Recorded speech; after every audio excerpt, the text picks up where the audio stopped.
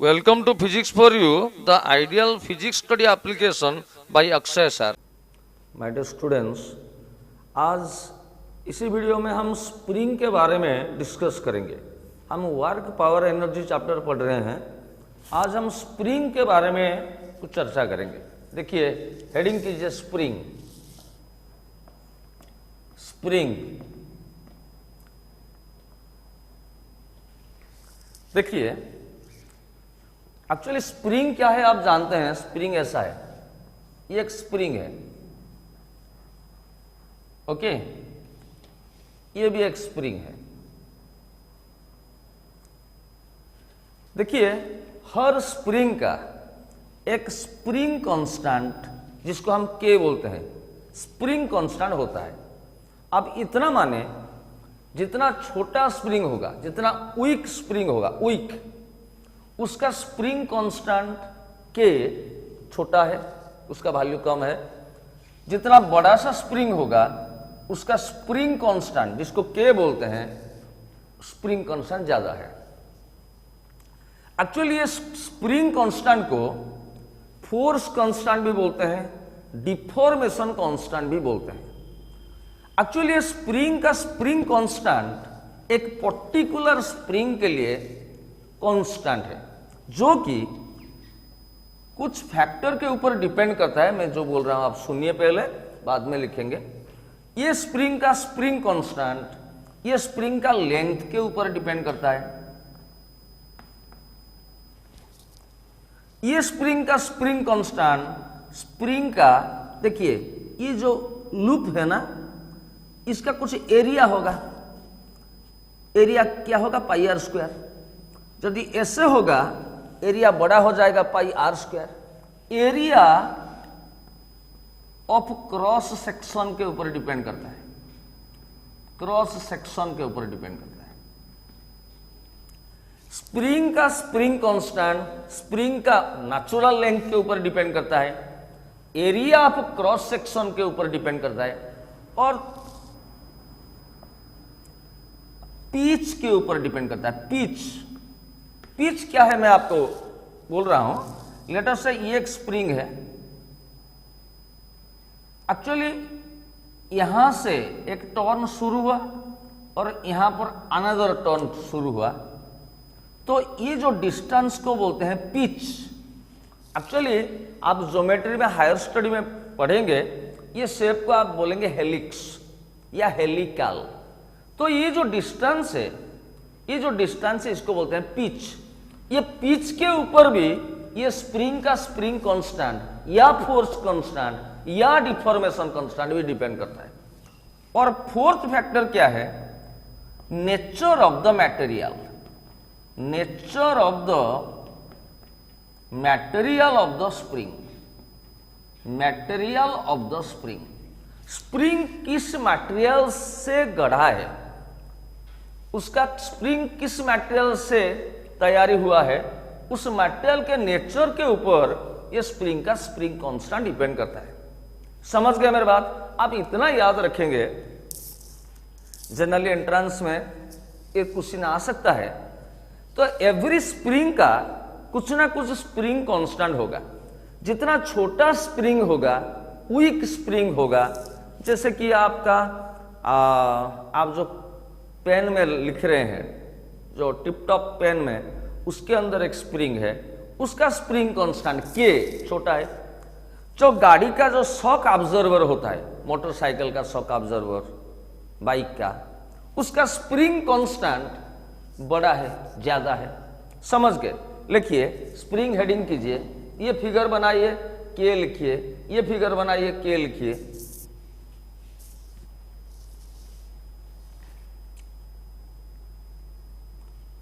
अभी नीचे लिखिए, every spring,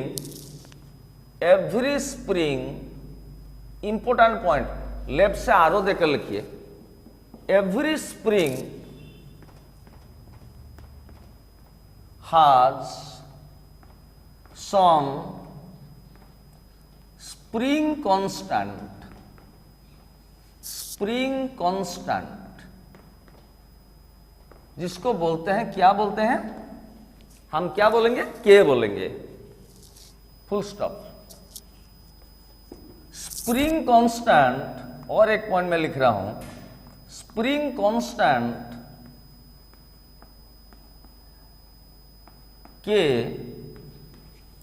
is otherwisely known as, मेरे साथ लिखिए, स्प्रिंग कांस्टेंट के को अदरवाइजली क्या क्या बोलते हैं? मैं आपको बोला, डिफॉर्मेशन कांस्टेंट बोलते हैं, डिफॉर्मेशन कांस्टेंट। इसका मतलब क्या है मैं आपको समझा दूंगा। डिफॉर्मेशन कांस्टेंट, और क्या बोल सकते हैं? फोर्स कांस्टेंट भी बोल सकते हैं, फोर्स कांस्टेंट। किसी किसी क्वेश्चन में आपको देगा कि फोर्स कांस्टेंट, इसका मतलब है स्प्रिंग कांस्टेंट। डिफॉर्मेशन कांस्टेंट, इसका मतलब है स्प्रिंग कांस्टेंट। अच्छा, और एक पॉइंट लिखिए, लेफ्ट से आरो, द स्प्रिंग कांस्टेंट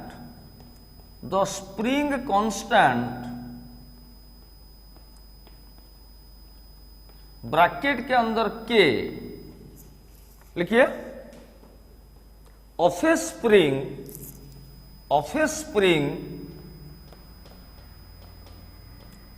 डिपेंड्स अपन या डिपेंड्स ऑन पहला नंबर, मैं आपको बोला हूं स्प्रिंग कांस्टेंट किसके ऊपर डिपेंड करता है? स्प्रिंग का लेंथ के ऊपर। Number 1 is length of the spring, length of the spring, समझ गए? नंबर 2 में क्या बोला? आपका ये जो सर्कुलर सेक्शन है इसका एरिया के ऊपर डिपेंड करता है। सेकंड में लिखिए area of cross section, area of cross section, ठीक है। नंबर 3 लिखिए nature of the material, nature NATURE, nature of the material of the spring,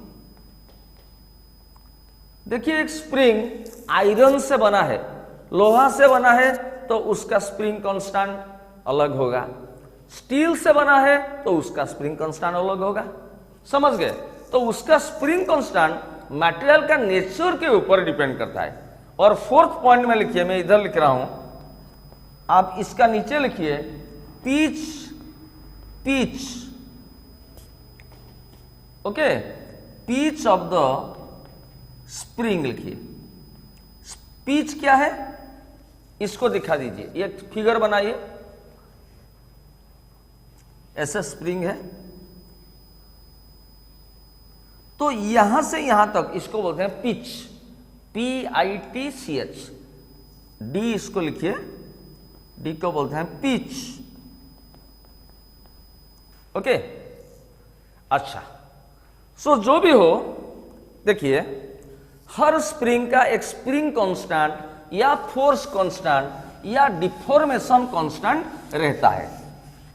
अच्छा, अभी मैं आपको एक फॉर्मूला दूंगा, देखिए value of spring force, value of spring force, heading कीजिए value of spring force.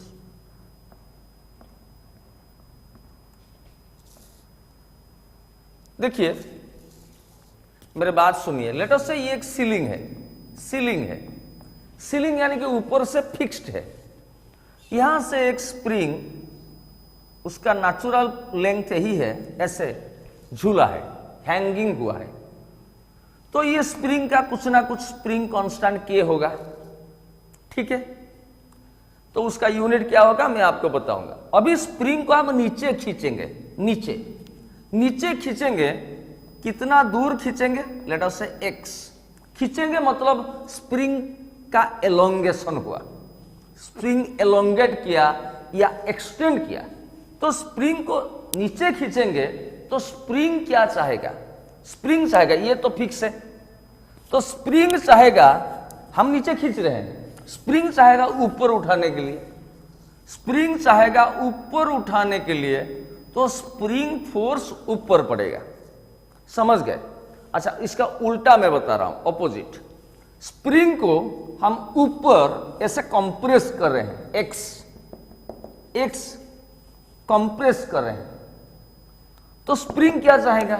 Spring चाहेगा नीचे फोर्स लगाने के लिए। ये स्प्रिंग फोर्स का वैल्यू आप याद रखिए होता है kx। कितना होता है? kx। स्प्रिंग फोर्स का वैल्यू क्या होता है? kx। k क्या है? Spring constant. x क्या है? कितना डिस्टेंस, कितना लेंथ एक्सटेंशन किए, एलोंगेट किए, या कितना लेंथ आप कंप्रेस किए। तो मैं लिख रहा हूं where k is spring constant या फोर्स कांस्टेंट या डिफॉर्मेशन कांस्टेंट, एंड x क्या है? x इन्वर्टेड कॉमा के अंदर इज एलोंगेशन मतलब कितना दूर में एक्सटेंड किया, इसको खींचा, एलोंगेशन, और को मैं ऐसे लिख रहा हूं कंप्रेशन ऑफ द स्प्रिंग। चाहे आप एलोंगेट कीजिए। देखिए और एक बात देखिए, स्प्रिंग को मैं अभी एलोंगेट करूंगा तो स्प्रिंग क्या चाहेगा? नीचे हम खींचेंगे तो स्प्रिंग चाहेगा ऊपर उठाने के लिए, तो स्प्रिंग फोर्स ऊपर पड़ेगा, उसका वैल्यू है kx। अभी उसका ऑपोजिट में इधर में कर रहा हूं। देखिए ये है स्प्रिंग, इसका ये था नेचुरल पोजीशन, यानी कि इस पोजीशन पर स्प्रिंग कुछ कंप्रेस नहीं हुआ है, कुछ एलोंगेट भी नहीं हुआ है, उसका कुछ स्प्रिंग कांस्टेंट होगा k। अभी स्प्रिंग को हम ऊपर ऐसे कंप्रेस करेंगे, ऊपर कंप्रेस करेंगे। कितना दूर? लेट अस से भाई x। तो ऊपर उसको कंप्रेस करेंगे तो स्प्रिंग क्या चाहेगा? हमको नीचे धकेलने के लिए कोशिश करेगा, तो स्प्रिंग फोर्स नीचे पड़ेगा, एंड स्प्रिंग को फोर्स का वैल्यू हमेशा क्या होगा? kx। क्या होगा? kx। तो k क्या है? Spring constant. x क्या है? कितना डिस्टेंस हम कंप्रेस किए या एलोंगेट किए इस फिगर में। समझ गए? तो वीडियो को यहां से यहां तक पॉज करके लिख लीजिए, यहां से यहां तक।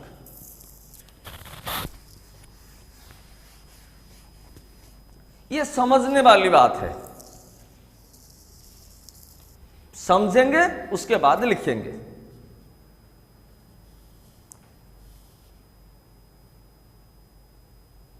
ओके, अभी मैं जो k है स्प्रिंग कांस्टेंट, उसका यूनिट क्या होगा, डायमेंशन क्या होगा, मैं आपको निकाल के दिखाता हूं। तो मैं इधर हेडिंग करता हूं unit and dimension of spring constant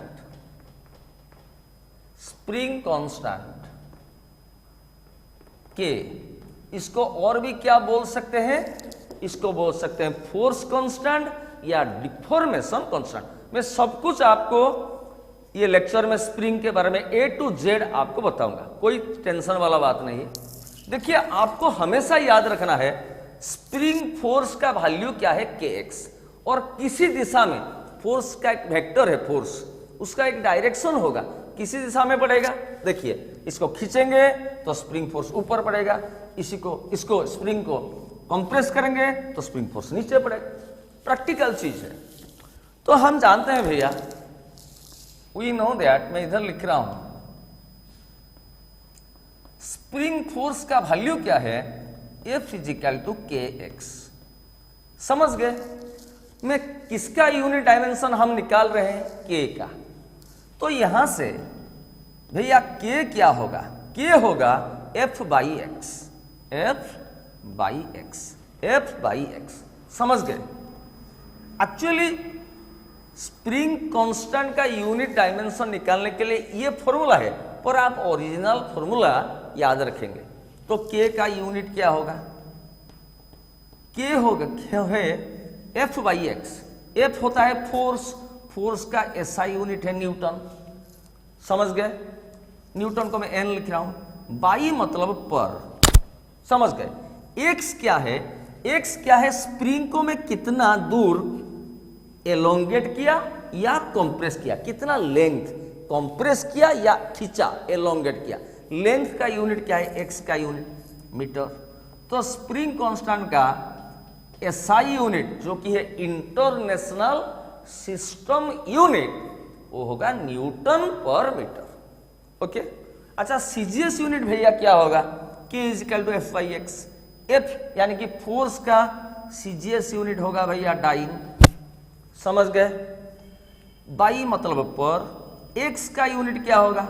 x मतलब कितना डिस्टेंस में ऊपर कंप्रेस किया या एलोंगेट किया।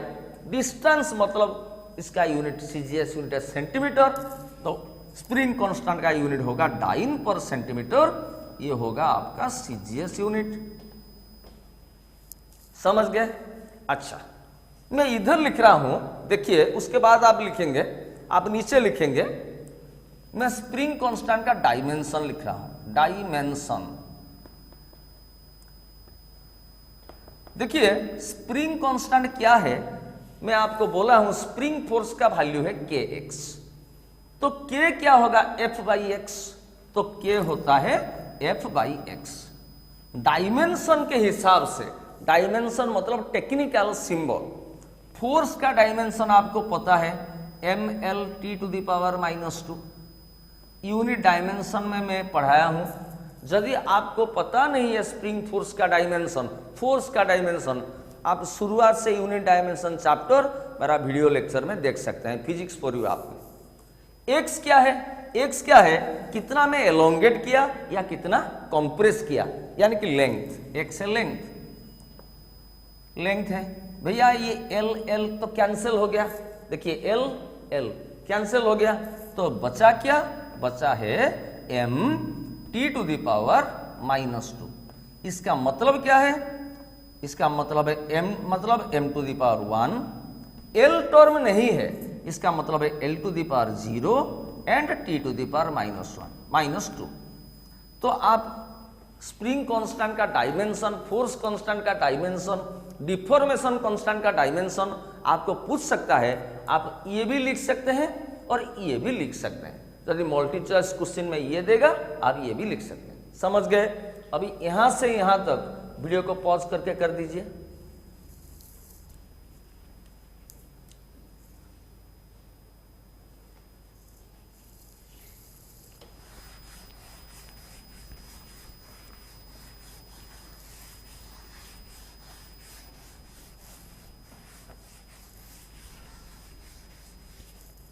अच्छा, और एक इंपॉर्टेंट बात मैं बताऊं आपको, स्प्रिंग फोर्स का वैल्यू होता है के एक्स।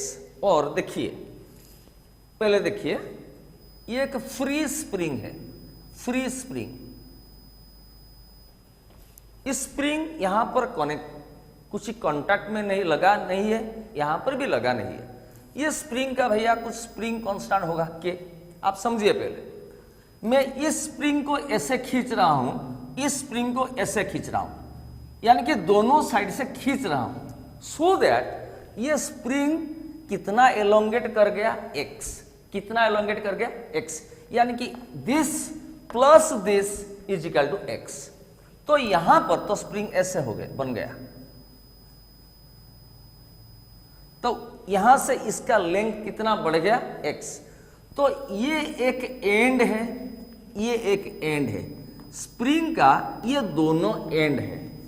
दोनों एंड में स्प्रिंग फोर्स हमेशा इक्वल एंड ऑपोजिट पड़ता है। तो यहां पर स्प्रिंग फोर्स ऐसे पड़ेगा, कितना फोर्स पड़ेगा? के एक्स, आप जानते हैं। और यहां पर भैया फोर्स, स्प्रिंग फोर्स ऐसे पड़ेगा, कितना पड़ेगा? वही सेम के एक्स। कहने का मतलब है, आप एक रबर को, रबर जो है, रबर को ऐसे खींचेंगे, फ्री एंड से खींचेंगे तो आप फील करेंगे अपना आपका हाथ राइट हैंड लेफ्ट तरफ जाएगा, लेफ्ट हैंड राइट के तरफ जाएगा।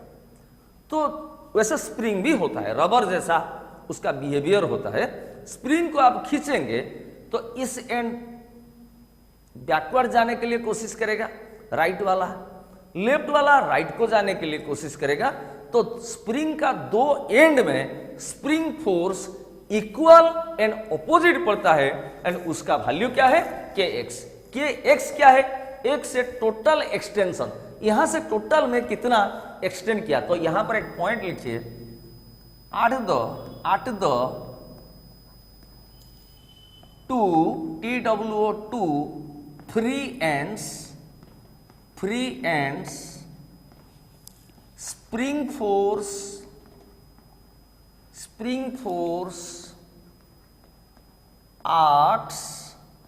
आर्ट्स मतलब पड़ता है ACTS इक्वल एंड ऑपोजिट।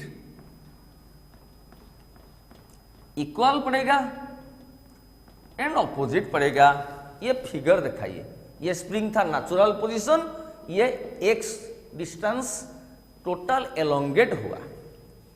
तो यहां पर स्प्रिंग फोर्स इस डायरेक्शन में पड़ेगा kx, यहां पर इस डायरेक्शन में पड़ेगा kx। इक्वल पड़ेगा, फोर्स का वैल्यू इक्वल होगा और ऑपोजिट होगा, ये लेफ्ट को पड़ेगा, ये राइट को पड़ेगा। ये एक बहुत इंपॉर्टेंट बात है, इसका एप्लीकेशन मैं आपको बाद में समझाऊंगा, ठीक है। अच्छा, एक छोटा सा क्वेश्चन लिखिए, छोटा सा क्वेश्चन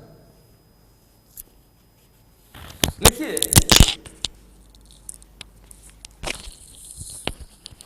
कैलकुलेट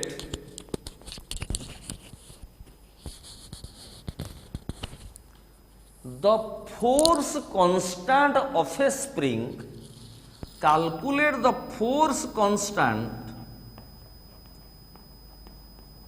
फोर्स कांस्टेंट मतलब क्या है, spring constant of A spring which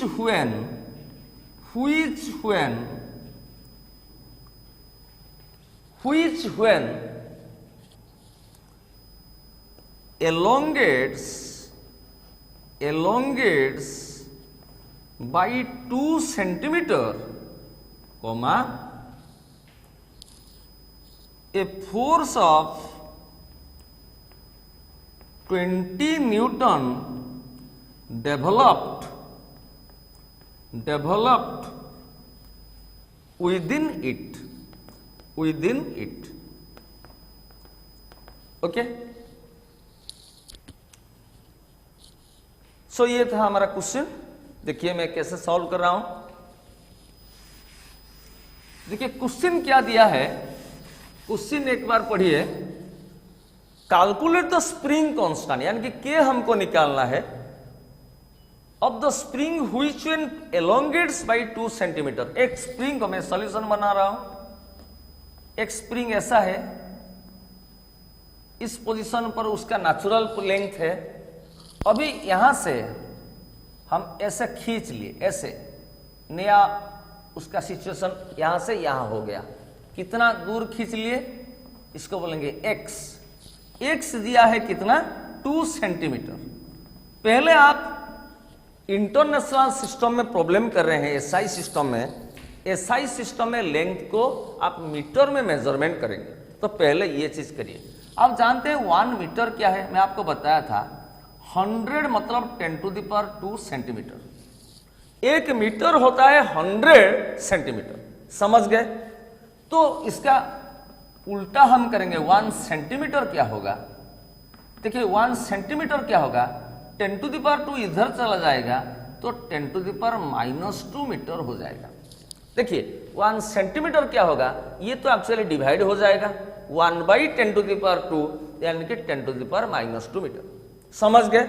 देखिए और एक बार मैं बता रहा हूं, 1 मीटर इक्वल टू 100 सेंटीमीटर, तो सेंटीमीटर क्या होगा, 10⁻² मीटर।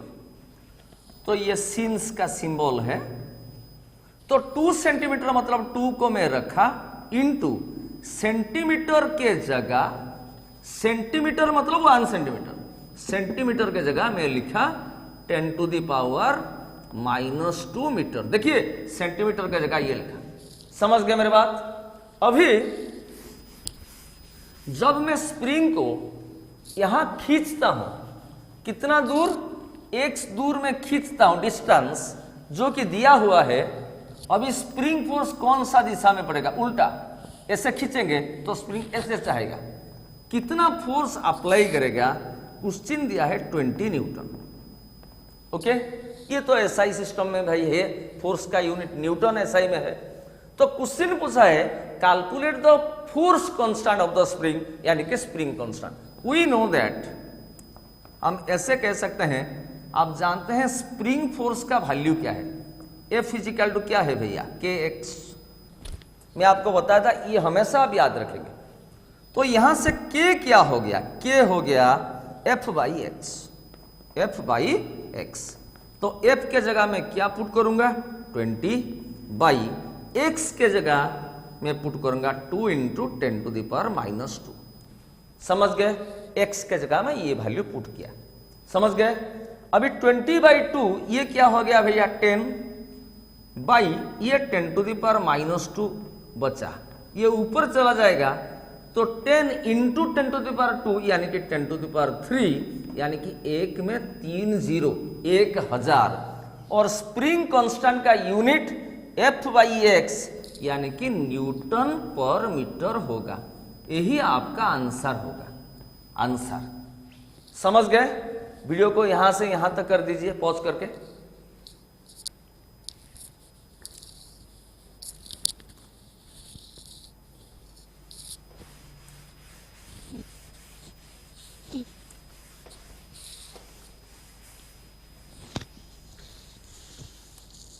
अच्छा, थोड़ा हायर ऑर्डर वाला क्वेश्चन करते हैं। देखिए ऐसे क्वेश्चन लिखिए, लिखिए ए ब्लॉक ऑफ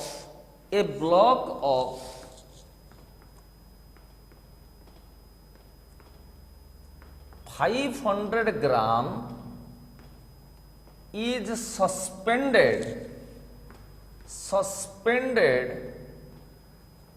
सस्पेंडेड मतलब हैंगिंग हुआ है, झूला है। एट द लोअर एंड, मेरे साथ लिखिए, लिखिए एट द लोअर एंड, ठीक है, of A spring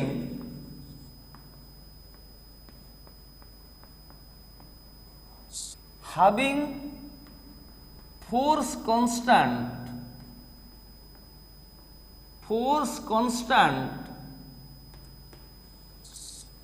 100 Newton per meter, whose other end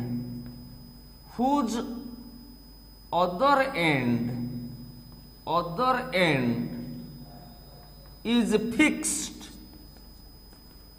fixed with a ceiling। समझ गए, full stop. Calculate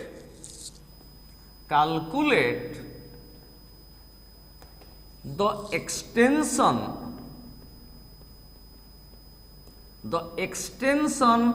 of the spring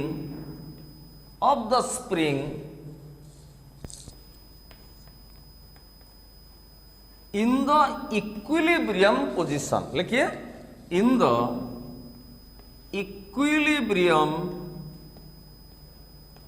position, POSITION। देखिए भैया मैं कैसे इस प्रॉब्लम को हैंडल करता हूं। देखिए ये एक सॉल्यूशन मैं कर रहा हूं, आप नीचे करेंगे। ये एक सीलिंग है, सीलिंग से एक स्प्रिंग सस्पेंड हुआ है, ऐसे सस्पेंड हुआ है। ये स्प्रिंग का स्प्रिंग कांस्टेंट K है, जो कि इसको स्प्रिंग कांस्टेंट या फोर्स कांस्टेंट बताते हैं, जो कि क्वेश्चन में दिया है 100 न्यूटन पर मीटर। समझ गए मेरे बात? स्प्रिंग का ये है अपर एंड जो कि सीलिंग के साथ फिक्स है, ये है लोअर एंड। लोअर एंड में एक हम ब्लॉक लगा देंगे जिसका मास m है और क्वेश्चन दिया है 500 ग्राम। आप जानते हैं कि मास का यूनिट है केजी और 1 केजी इज इक्वल टू 1000 ग्राम, तो 500 ग्राम मतलब भैया 0.5 केजी, आप जानते हैं। तो यहां पर एक ब्लॉक आप सस्पेंड कर देंगे तो ये स्प्रिंग कुछ एलोंगेट हो जाएगा और यहां पर आके पहुंच गया। देखिए इस पोजीशन पर स्प्रिंग ये ब्लॉक ना नीचे जा रहा है ऊपर भी नहीं जा रहा है, तो this is called rest position और इक्विलिब्रियम पोजीशन। इस पोजीशन पर स्प्रिंग अपना ओरिजिनल लेंथ से कुछ लेंथ एक्सटेंशन ऑलरेडी हो चुका है। समझ गए मेरे बात? अरे भैया यहां से एक स्प्रिंग आप सस्पेंड करेंगे तो उसका नीचे एक ब्लॉक झूला देंगे तो ब्लॉक का वेट जो नीचे पड़ेगा तो स्प्रिंग कुछ एलोंगेट हो जाएगा। तो क्वेश्चन पूछा है इक्विलिब्रियम पोजीशन में कितना एलोंगेट होगा, कितना स्प्रिंग का लेंथ इंक्रीज हो जाएगा। देखिए सिंपली इसका फ्री बॉडी डायग्राम करते हैं। ये ब्लॉक का वेट या ग्रेविटेशनल फोर्स कहां पड़ेगा, नीचे, कितना पड़ेगा भैया mg। Simply free body diagram. देखिए स्प्रिंग कहां खींचा है, स्प्रिंग नीचे आया है, कितना दूर, x दूर नीचे आया है, मतलब स्प्रिंग क्या चाहेगा, कौन सी दिशा में फोर्स लगाने के लिए कोशिश करेगा। स्प्रिंग नीचे आया है इसलिए स्प्रिंग फोर्स ऊपर बढ़ेगा और कितना पड़ेगा भैया kx। मैं आपको बोल चुका हूं फ्री बॉडी डायग्राम में हम फोर्स ही शो करेंगे। देखिए नीचे पड़ रहा है वेट, ये ब्लॉक का mg, और स्प्रिंग नीचे आया है इसलिए स्प्रिंग फोर्स ऊपर लगा kx। अभी इस पोजीशन पर तो स्प्रिंग रेस्ट में है, मतलब एक्सीलरेशन कुछ टर्म नहीं है, इसी के लिए स्यूडो फोर्स भी नहीं आएगा। अच्छा ये स्प्रिंग अभी इस ब्लॉक का फ्री बॉडी डायग्राम करेंगे तो ये हो जाएगा। तो इक्वेशन बोलिए kx is equal to mg। क्या है, kx is equal to mg। मैं लिख रहा हूं इक्विलिब्रियम पोजीशन में kx is equal to mg। समझ गए मेरे बात? तो यहां से आप x निकाल सकते हैं। x क्या होगा भैया, mg बाई k।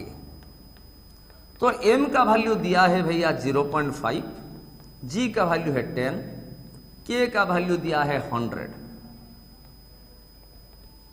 देखिए भाई 0.5 इंटू 10 क्या हो गया, 5/100।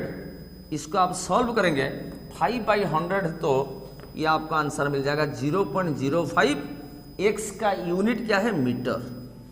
5/100 मतलब 0.05 मीटर, इसका मतलब क्या है 5 सेंटीमीटर। समझ गए? आप आंसर मीटर में करेंगे, यदि मल्टीपल चॉइस क्वेश्चन आएगा आप 5 सेंटीमीटर देगा तो करेंगे। तो स्प्रिंग से एक ब्लॉक आप सस्पेंड कर देंगे तो स्प्रिंग कितना लेंथ इंक्रीज कर जाएगा, एलोंगेट होगा, ऐसे हम कर पाएंगे। समझ गए मेरी बात? वीडियो को पॉज करके कर दीजिए।